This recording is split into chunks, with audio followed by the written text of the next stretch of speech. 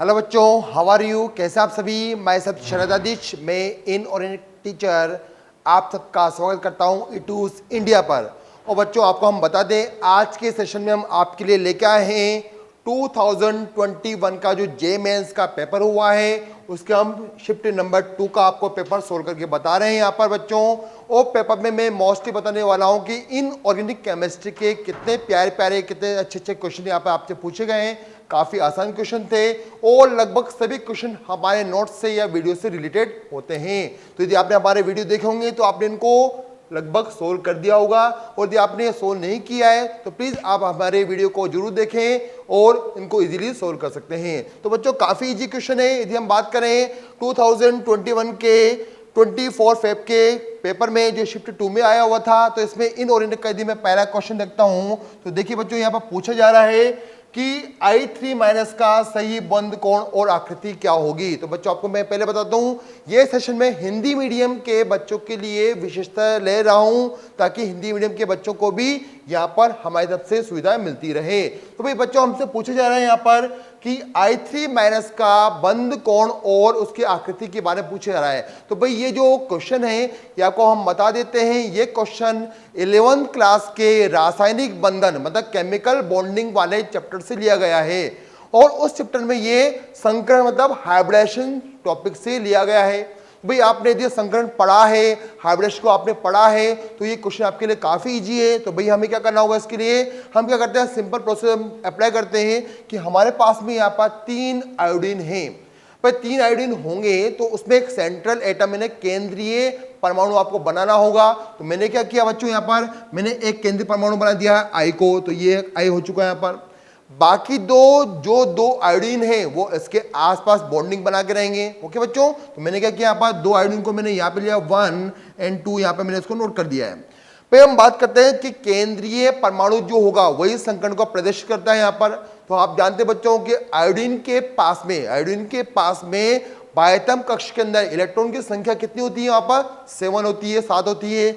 और minus charge की वजह से क्या होगा बच्चों, वहां पर एक इलेक्ट्रॉन अतिरिक्त उसको मिल जाएगा। तो इसका मीनिंग क्या हुआ कि वहां पर हो चुके हैं 8 इलेक्ट्रॉन हो चुके हैं और केंद्रीय परमाणु I- के रूप में आपको दिखाई देगा। तो भैया सबसे पहले क्या करते हैं, हम यहाँ पर हम 8 इलेक्ट्रॉन बना देते हैं। 1 इलेक्ट्रॉन, 2 इलेक्ट्रॉन, 3, 4, 5, 6, 7 और 8। ये हमने यहाँ पर 8 इलेक्ट्रॉन बना दिए हैं। एक इलेक्ट्रॉन एक्स्ट्रा है, अतिरिक्त है, इसलिए मैं यहाँ पर माइनस लगाना नहीं भूलूंगा। तो आपने भी यहाँ पर माइनस लगा दिया होगा। ओके भाई, क्या होगा भाई, यहाँ पर जो सिंगल इलेक्ट्रॉन दिखा रहा है वो यहाँ पर से बनाएगा सहसंयोजक बंध 1, यहाँ भी बनेगा एक सहसंयोजक बंध बन जाएगा, एक और बन जाएगा बच्चों यहाँ पर। ओके, तो हमने यहाँ पर सहसंयोजक बंध बना दिया है, एक और बना दिया है।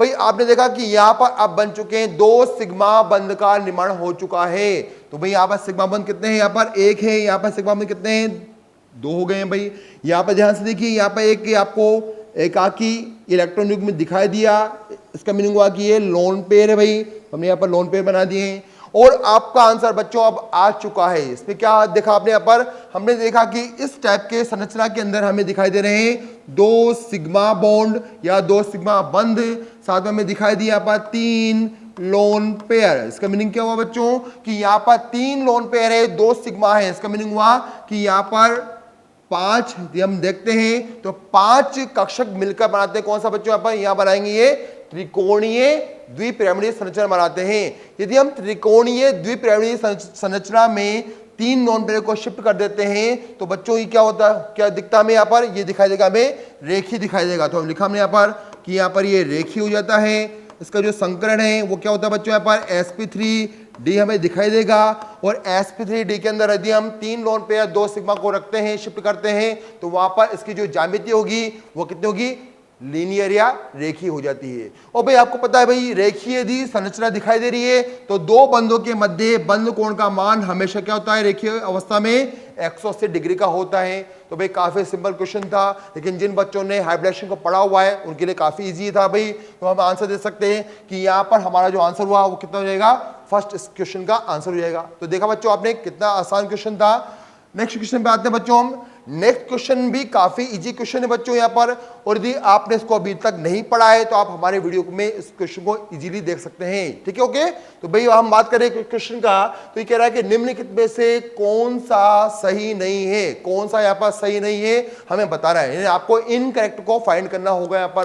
भाई हम पहले बात करते हैं यहाँ पर कि Cr2O3 इज एम्फोटेरिक, यानी उभयधर्मी प्रवृत्ति का है। उभयधर्मी प्रवृत्ति क्या होती है बच्चों कि ऐसे यौगिक या ऐसे कंपाउंड जो अम्ल और क्षार दोनों से रिएक्शन कर सकते हैं उन्हें बोलते हैं हम उभयधर्मी कहते हैं। भाई हमें ये पता है बच्चों कि यदि किसी परमाणु का ऑक्सीकरण अंक यदि बहुत कम है, यदि किसी परमाणु का ऑक्सीकरण अंक बहुत कम है तो वो क्या करता है बच्चों, इलेक्ट्रॉन देने की प्रवृत्ति रखता है। यदि इलेक्ट्रॉन देने की प्रवृत्ति रखेगा तो वो कहलाता है क्षारीय प्रकार का कहलाएगा, उसकी प्रवृत्ति क्या हो जाएगी, क्षारीय हो जाएगी यहाँ पर बच्चों। ठीक है, और यदि हम बात करें बच्चों कि यदि किसी परमाणु का अधिकतम ऑक्सीकरण अंक है, यदि वह हाईएस्ट ऑक्सीकरण अंक शो करता है तो उसकी प्रवृत्ति क्या होती है, इलेक्ट्रॉन को ग्रहण करने की होती है। यदि ग्रहण करने की प्रवृत्ति होगी तो क्या होगा बच्चों, वो कहलाएगा अम्लीय प्रवृत्ति कहलाएगा। यदि हम बच्चों क्रोमियम की बात करें यहाँ पर, तो क्रोमियम देखिए यहाँ पर आपको दिया गया है Cr+3 स्टेट में दिया गया है। इसका मीनिंग क्या हुआ, यदि हम हाईएस्ट की बात करते हैं तो ये जा सकता है Cr+6 तक जा सकता है। यदि हम मिनिमम की बात करें बच्चों यहाँ पर तो ये क्रोमियम+1 भी बना सकता है। तो आपने ध्यान से देखा कि क्रोमियम+3 जो यहाँ पर है आयन है वो दोनों के मध्य में है। इसका मीनिंग क्या हुआ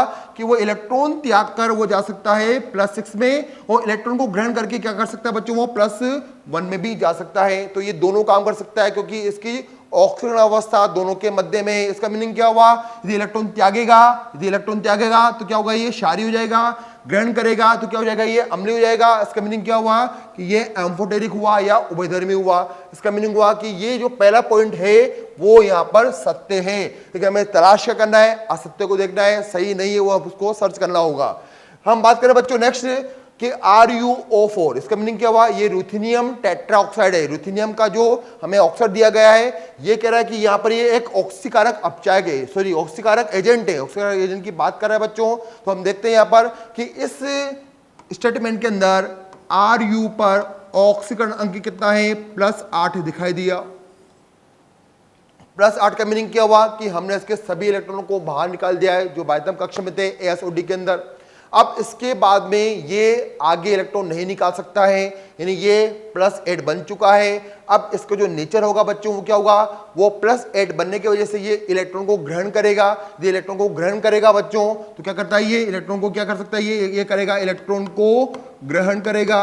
और जो ग्रहण करते हैं वो क्या कहलाते हैं बच्चों, इलेक्ट्रॉन को जो ग्रहण करते हैं वो कहलाते हैं यहाँ पर कौन से कारक कराएंगे, जो ग्रहण कर रहे हैं वो कर रहे हैं अपना अपचयन कर रहे हैं और दूसरे का ऑक्सीकरण कर रहे हैं। तो इसका मीनिंग क्या हुआ कि एक बेस्ट ऑक्सीडाइजिंग एजेंट है। ये बात भी हमें पसंद आई और ये बात क्या है, एकदम सही है। इसका मीनिंग हुआ कि ये वाला स्टेटमेंट भी यहाँ पर 100% करेक्ट हुआ। यदि हम बात करें बच्चों स्टेटमेंट नंबर 3 की बात करते हैं तो यहाँ पे दिया हमें वेनेडियम ऑक्साइड और सल्फेट के फॉर्म में दिया गया पर वेनेडियम के पास ऑक्साइड भी है, सल्फेट आयन भी है, और हमसे कह रहा है कि ये बेस्ट रिड्यूसिंग एजेंट है। तो आइए हम चेक कर लेते हैं। यदि हमने देखा कि वेनेडियम है, O है, यहाँ पर SO4 है, तो बताइए वेनेडियम पर ऑक्सीकरण अंक कितना आया, यहाँ पर हुआ -2, यहाँ पर हुआ -2, तो यहाँ आया +4 हमें दिखाई दिया बच्चों यहाँ पर। और बच्चों हम जानते हैं कि वेनेडियम मैक्सिमम कितने इलेक्ट्रॉन लूज कर सकता है, यहाँ पर ये +5 तक बना सकता है क्योंकि इसके आउटर शेल में ASOD की हम बात करें बच्चों यहाँ पर तो कितना होता है, ये हो जाता है अपने पास बच्चों 4s2 होता है और ये 3d3 तक शो करता है। इसका मीनिंग क्या हुआ कि ये +5 तक जा सकता है।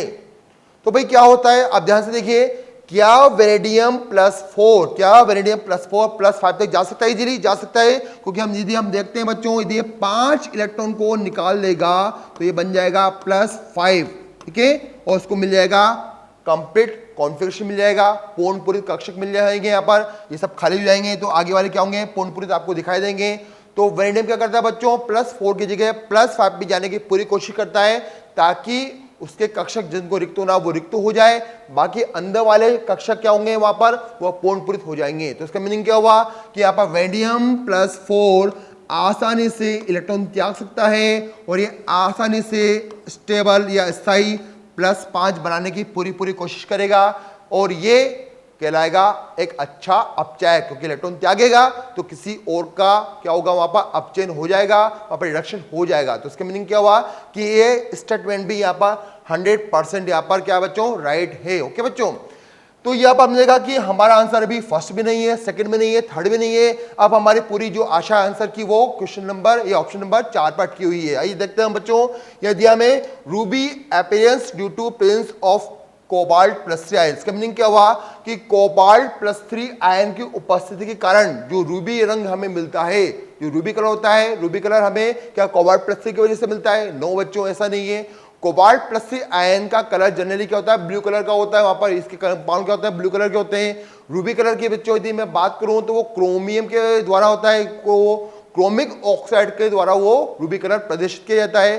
तो हमने आंसर दिया कि भाई कोबाल्ट +3 आयन की वजह से कोई रूबी कलर वहां पर प्रकट नहीं होता है, वो क्रोमियम +3 आयन की वजह से या क्रोमिक ऑक्साइड जो कंपाउंड है उसकी वजह से हमें वहां पर रूबी कलर दिखाई देता है। तो भाई इसका हमने आंसर दिया कि यहाँ पर जो स्टेटमेंट नंबर 4 है ये हमें कंप्लीटली यहाँ पर रॉन्ग दिखाई दिया, और जो रॉन्ग है वही हमारा आंसर होगा। ठीक है बच्चों, तो आपने आंसर दिया कि यहाँ पर जो रूबी कलर होता है, आप लिख देंगे यहाँ पर जो रूबी कलर है, जो रूबी कलर होता है वो क्या होता है, ड्यू टू क्रोमिक ऑक्साइड। ठीक है बच्चों, तो यहाँ पर क्रोमियम आयन की वजह से रूबी कलर आता है, ना कि कोबाल्ट +3 आयन की वजह से होता है। तो काफी इंटरेस्टिंग क्वेश्चन था, काफी सिंपल क्वेश्चन था। अब हम आगे बढ़ते हैं अगले क्वेश्चन के पास में बच्चों। यहाँ पर अगला क्वेश्चन हमें यहाँ पर केमिकल बॉन्डिंग से दिया गया है, जिस टॉपिक का नाम है आयनिक बंध या आयनिक बॉन्ड। ओके बच्चों, तो हमें पूछा जा रहा है कि निम्नलिखित में से कौन सा गलनांक बिंदु का सही क्रम है, ना आपको मेल्टिंग पॉइंट का सही क्रम बताना है। ये हम बच्चों ध्यान से देखें, LIF LSL की बात करें और NaCl और MgO की हम बात कर रहे हैं यहाँ पर बच्चों। ठीक है, तो यहाँ पे देखिए बच्चों, यहाँ पर LIF LSL की बात करें हम, और यहाँ पर हम NaCl MgO की बात करते हैं। तो हम यदि हम कॉन्सेप्ट की बात करें तो हमारे वीडियो में आपको मिलेगा एक सिंपल सा कॉन्सेप्ट था कि यदि मेल्टिंग पॉइंट बॉइलिंग पॉइंट की हम बात करने वाले हैं बच्चों। ओके, यदि मेल्टिंग पॉइंट बॉइलिंग पॉइंट की बात करने वाले हैं तो अब हम जालक ऊर्जा यानी लेटेस्ट एनर्जी की बात करते हैं बच्चों। ओके, जालक ऊर्जा की बात करते हैं, तो ये हमें जालक ऊर्जा का सही क्रम पता लग जाएगा बच्चों, तो हम इस क्वेश्चन का आंसर क्या कर सकते हैं, इजीली कर सकते हैं। भाई आप देखिए यहाँ पर जालक ऊर्जा की हम बात करें, लेटेस्ट एनर्जी की बात करते हैं, तो भाई उसके अनुसार हमारा जो आंसर आना चाहिए वो थर्ड होना चाहिए। भाई कैसा आंसर हुआ देखिए बच्चों, यहाँ पर आप देखिए, यहाँ पर LIF और LICL दो अपने पास में एक यौगिक है। यदि हम ध्यान से देखें बच्चों तो यहाँ पर आयनों का जो साइज है, रेडियस है, वो क्या है, स्मॉल है, क्योंकि यहाँ पर जानते हैं कि Cl का साइज क्या होगा बच्चों, यहाँ पर लार्ज आयन है, यहाँ पर ये स्मॉल आयन है, कौन सा, एनायन है यहाँ पर। तो भाई हमने पढ़ा है कि जब रेडियस या उसकी आकृति या उसकी त्रिज्या की यदि कम होगी तो लेटेस्ट क्या होगी, लेटेस्ट एनर्जी वहां पर ज्यादा निकलती है। तो आपने पढ़ा होगा कि लेटेस्ट एनर्जी यदि वहां पर हम देखते हैं, यदि हम बच्चों बात करें किसका, लेटेस्ट एनर्जी की हम बात कर रहे हैं यहाँ पर, तो आपने पढ़ा होगा कि लेटेस्ट एनर्जी क्या होती है, साइज के डायरेक्टली प्रोपोर्शनल होती है या इनवर्सली होती है। हमने पढ़ा है कि लेटेस्ट एनर्जी वहां पर साइज के या त्रिज्या की क्या होती है, व्युत्क्रमानुपाती होती है, या इसका उल्टा बोल सकते हैं हम कि साइज बढ़ेगा तो लेटेस्ट एनर्जी वहां पे क्या होती है, कम होती है। तो भाई लेटेस्ट एनर्जी कहां पर ज्यादा है, LIF में ज्यादा है। जिसका लेटेस्ट बनेगा स्ट्रॉन्ग, जिसका जालक बनेगा स्ट्रॉन्ग, उसको मेल्ट करना या गलाना काफी मुश्किल होता है। तो यहाँ पर मेल्टिंग पॉइंट ज्यादा किसका हुआ भाई, LIF का में दिखाई दिया। यदि मैं सेकेंड की बात करूं तो यहाँ पर मुझे दो कंपाउंड दिए गए बच्चों, NaCl एंड यहाँ पर दिया गया है मुझे MgO।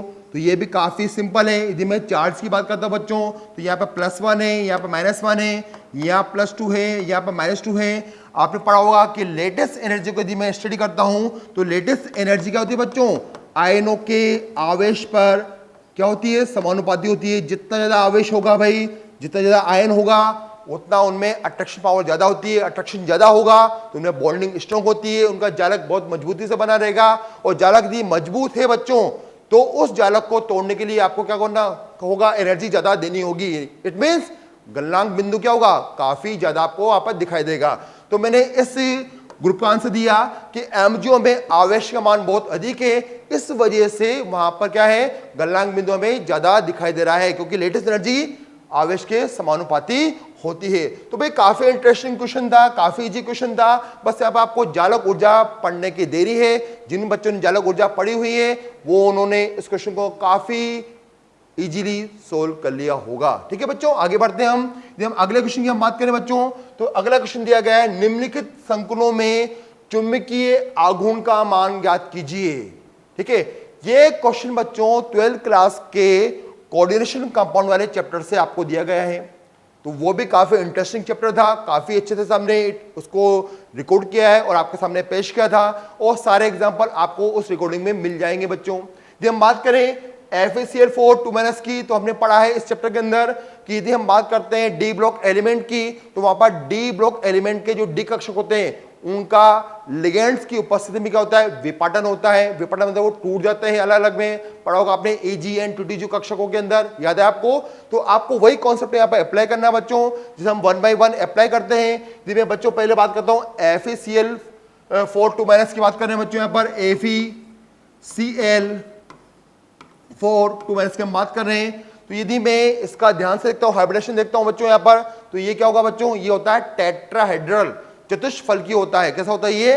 टेट्राहेड्रल होता है। यदि मैं इसका डायग्राम बनाऊंगा तो कुछ ये इस टाइप से दिखाई देगा। और टेट्राहेड्रल में हमने पढ़ी है, स्प्लिटिंग को पढ़ी है, वहां पर हमने डी कक्षक को तोड़ा है। वहां पर हमें पता है कि सबसे जो नीचे आते हैं वो आते हैं Eg कक्षक होते हैं, और उसके ऊपर जो जाते हैं कौन से आते हैं बच्चों, वहां पर वह जाते हैं T2G कक्षक चले जाते हैं, T2G कक्षक चले जाते हैं। अभी आपने देखा कि Cl क्या बच्चों, यहाँ पर वीक फील्ड लिगेंड है, दुर्बल क्षेत्र लिगेंड होता है। इसकी वजह से हमें वहां पर क्या होगा, इलेक्ट्रॉन को हम आसानी से ऊपर भर सकते हैं। हम Ag T2G में इलेक्ट्रॉन को आसानी से प्रदर्शित कर सकते हैं। ये बच्चों हम बात करें कि यहाँ पर आयरन का ऑक्सीजन अंक कितना दिख रहा है हमें, आयरन का ऑक्सीजन अंक दिख रहा है हमें बच्चों, यहाँ पर +2 दिख रहा है। इसका मीनिंग क्या हुआ कि आयरन +2 के पास में अभी क्या है, 3d6 इलेक्ट्रॉन उपस्थित हैं। अब आपको क्या करना है बच्चों, Eg कक्षक में बना इलेक्ट्रॉन, हम जानते हैं कि Eg में 2 ऑर्बिटल होते हैं, 2 कक्षक होते हैं। आपने एक को यहाँ फिल किया, फिर आपने एक को यहाँ फिल किया। ओके बच्चों, 2 को फिल करने के बाद लिगेंड वीक है, इसे हम ऊपर भी फिल कर सकते हैं। इसके बाद हमने 1 2 3 4 5 भर दिया है, और 5 भरने के बाद में अब आपको लास्ट इलेक्ट्रॉन को कहाँ भरना होगा, Eg कक्षक में भरना होगा। तो हमने इसको लास्ट इलेक्ट्रॉन को यहाँ भर दिया है, तो ये हो जाएगा 2। इसका मीनिंग क्या हुआ बच्चों कि लास्ट में Eg में आपको 2 1 और T2 में कितना दिखाई देगा, 1 2 1 दिखाई देगा। तो बताइए कितने इलेक्ट्रॉन सिंगल सिंगल दिखाई दे रहा है बच्चों आपको? ये जो 2 इलेक्ट्रॉन होंगे वो तो एक साथ रहेंगे, बाकी आपको Eg में 1 और T2 में 3, यानी कुल मिलाकर 4 इलेक्ट्रॉन आपको कक्षकों में सिंगल दिखाई दिए। इसका मीनिंग क्या हुआ कि यदि मुझे मैग्नेटिक मोमेंट काउंट करना है तो मेरे पास फॉर्मूला होता है। कौन सा फॉर्मूला होता है बच्चों, यहाँ पर n+2 वाला फॉर्मूला आप अप्लाई करेंगे। यहाँ पर n का मान कितना आया, n का मान का मीनिंग क्या हुआ, सिंगल इलेक्ट्रॉन या अयुग्मित इलेक्ट्रॉन की हम बात कर रहे हैं। यहाँ पे 4 है, यदि मैं 4 लिखता हूँ, n बराबर यहाँ पे 4 मिला मुझे, और मैं फॉर्मूले को अप्लाई करता हूँ, तो यहाँ पे मेरे पास में चुंबकीय आघूर्ण का मान मुझे मिलेगा कितना, 4.9 bm मिल जाता है। तो भाई हमने इस प्रकार से इस क्वेश्चन को इजी किया। हमने देखा कि इस संकुल का, इस कॉम्प्लेक्स का जो हमें आंसर मिला है वो कितना मिला है, 4.9 मिला है। इसका मीनिंग हुआ कि पहला हो सकता है अपना आंसर होगा, क्योंकि 4.9 और कहीं भी नहीं है, आंसर 4.9 ही होगा। ओके बच्चों, लेकिन हमें ऑप्शन नंबर 2 को चेक करना जरूरी है। जब हम बात करें बच्चों नंबर 2 पे हम बात करते हैं, यहाँ पे अपने पास में है कोबाल्ट है, कोबाल्ट के साथ में ऑक्सीलेटो लिगेंड जुड़ा हुआ है। कितने भाई यहाँ पर 3 हैं, यहाँ पर आपने नोट किया 3-। यदि हम इसका संकरण की बात करते हैं बच्चों, तो OX यहाँ पे क्या होगा, स्ट्रॉन्ग फील्ड की तरह काम करता है, प्रबल क्षेत्र लिगेंड की तरह काम करता है। कोबाल्ट का ऑक्सीजन अंक कितना मिला बच्चों, यहाँ पर हमें मिला +3 मिला है। +3 का मीनिंग क्या हो गया कि इसके पास में डी के अंदर कितने इलेक्ट्रॉन आपको दिखाई देंगे बच्चों, डी के अंदर आपको दिखाई देंगे यहाँ पर D6 कंडीशन दिखाई देगी। तो हमने लिखा कि यहाँ पर 3d6 कंडीशन है, 3d6 कंडीशन है, और यहाँ पर जिसका जो संकरण हुआ बच्चों वो कितना हुआ, D2sp3 हुआ है। इसका जो हाइब्रिडेशन हमने निकाला है वो D2sp3 है। इसकी जो संरचना होती है वो होती है अष्टफलकी होती है, ऑक्टाहेड्रल होती है। यदि हम इसकी स्प्लिटिंग की बात करेंगे बच्चों, तो आपको पता होगा कि यहाँ पर हमें ऑक्टाहेड्रल की स्प्लिटिंग हमने पढ़ी हुई है। 2 ऑर्बिटल ऊपर हैं Eg वाले, 3 ऑर्बिटल नीचे हैं T2G वाले। ओके, यहाँ पर लिगेंड कौन सा है, यहाँ पर जो लिगेंड है अपने पास में OX क्या है, यहाँ पर ये होता है स्ट्रॉन्ग फील्ड लिगेंड है अपने पास में यहाँ पर। तो हमें यहाँ पर क्या भरना है, 3d6 के इलेक्ट्रॉन भरने होंगे। हमने यहाँ पर 3d6 के इलेक्ट्रॉन को फिल करना स्टार्ट किया। यहाँ पर आएगा 1 2 3 4 5 6, आप ऊपर इसको फिल नहीं करेंगे क्योंकि स्प्लिटिंग ज्यादा हो रही है। ओके, तो आपने ध्यान से देखा बच्चों, सभी इलेक्ट्रॉन डबल डबल है, पेयरिंग में है, डबल डबल है। और पेयरिंग का मीनिंग क्या हुआ कि यहां पर एक भी इलेक्ट्रॉन आपको सिंगल दिखाई नहीं दिया। ये सिंगल इलेक्ट्रॉन नहीं दिखाई देगा तो यहाँ पे एन का मान कितना मिला आपको बच्चों? एन का मान मिला आपको 0। तो भाई सूत्र में यदि रखते हैं हम म्यू बराबर, तो कितना मिलेगा आपको? वो भी 0 मिल जाएगा। तो फॉर्मूले के अकॉर्डिंग यहाँ पर चुंबकीय आघूर्ण का मान कितना मिलेगा बच्चों? 0 मिलेगा। आपको ये फॉर्मूला यूज करना है। इसका मीनिंग हुआ कि सेकंड का आंसर कितना आएगा भाई? 0 आता है। ये भी हमारा करेक्ट हो चुका है। लास्ट वाले को ना छोड़ें, इसको भी आप चेक कर लें। यदि हम ध्यान से देखते हैं बच्चों, तो यहाँ पे देखिए थर्ड नंबर के एग्जाम्पल में MnO4 2 माइनस है। यहाँ पर मैग्नीज का ऑक्सीजन अंक कितना मिला? यहाँ मिलता है बच्चों ऑक्सीडेशन नंबर हुआ इसका 6 हो जाता है। इसका मीनिंग हुआ कि इसके पास में 3D1 है। इसका जो शेप होता है बच्चों क्या होता है? टेट्राहेड्रल होता है। और टेट्राहेड्रल की स्प्लिटिंग हमने पढ़ रखी है पहले से ऑलरेडी। हम जानते हैं कि बच्चों यहाँ पर कि टेट्राहेड्रल में क्या होगा? T2G ऑर्बिटल हमें ऊपर दिखाई देंगे और Eg के ऑर्बिटल हमें नीचे दिखाई देंगे। आपको कितना पढ़ना है भाई? यहाँ पर D में कितने इलेक्ट्रॉन है? ओनली 1 है। तो आप कहाँ फिल करेंगे उसको? हम यहाँ फिल कर देंगे। कौन सा ऑर्बिटल है ये? Eg है। ये कौन से है? T2G है। आपने ध्यान से देखा बच्चों कि यहाँ पर एक इलेक्ट्रॉन आपको सिंगल दिखाई दे रहा है। यदि एक भी इलेक्ट्रॉन सिंगल दिखाई दिया किसी भी आयन में या किसी भी यौगिक में, तो वो चुंबकीय आघूर्ण को प्रदर्शित करेगा। हमें मान निकालना है। हमने ध्यान से देखा बच्चों यहाँ पर कि यहाँ पर n का मान 1 है। यदि n का मान 1 हुआ तो सूत्र में रख दिया हम वैल्यू रखते हैं, तो हमें मिलने वाला इसका आंसर कितना? ये मिलेगा आपको म्यू बराबर लगभग मिलेगा आपको 1.76 BM। BM क्या होता है?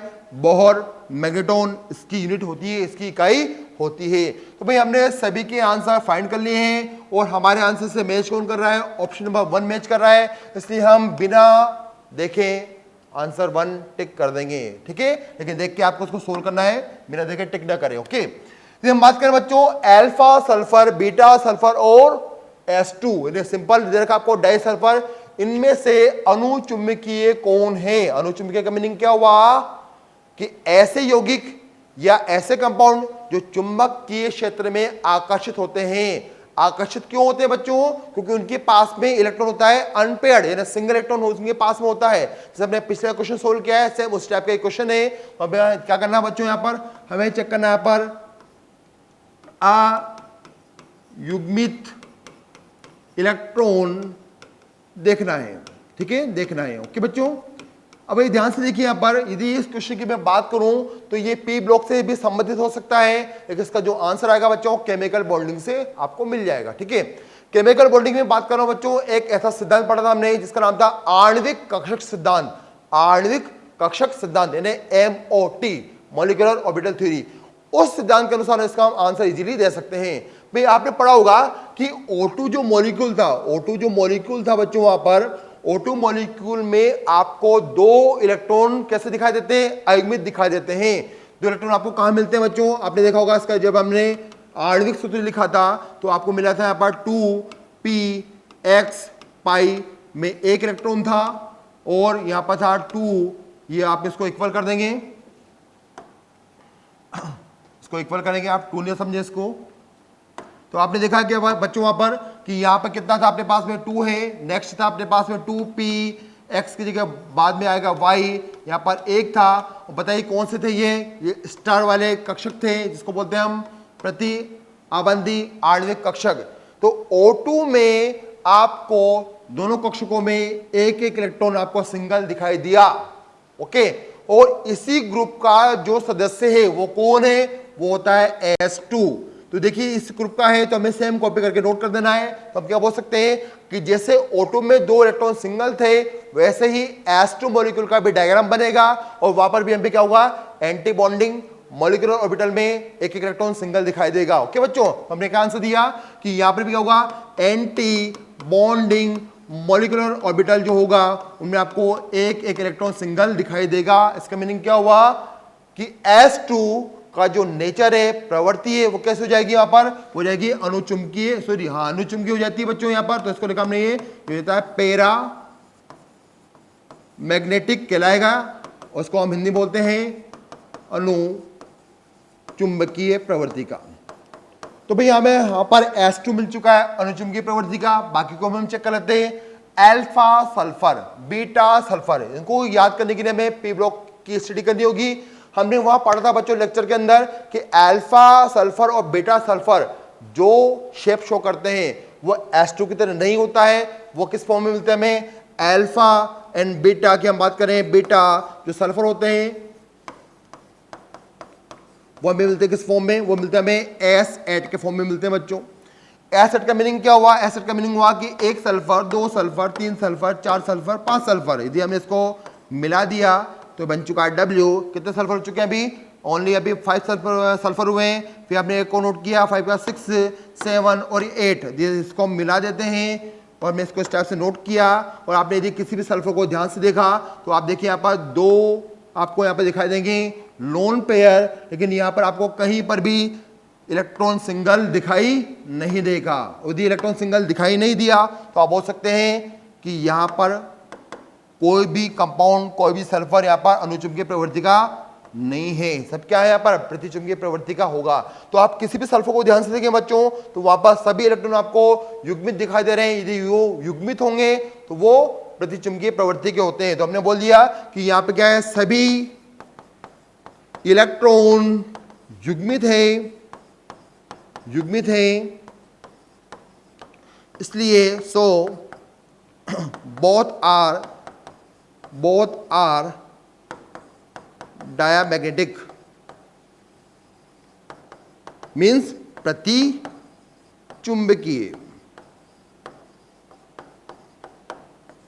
ओके बच्चों, तो इस प्रकार से हमने इस क्वेश्चन को भी काफी कम समय में आसानी से सोल्व कर लिया है। बस हमें क्या करना है? हमें ध्यान से हमारे लेक्चर को एक बार स्टडी करना है, क्योंकि सारे क्वेश्चन लगभग हमें उसी चैप्टर से मिल जाते हैं जो हमने वीडियो को शूट किया है। और बच्चे बने रहिए इटूस इंडिया के साथ। Thank you, welcome.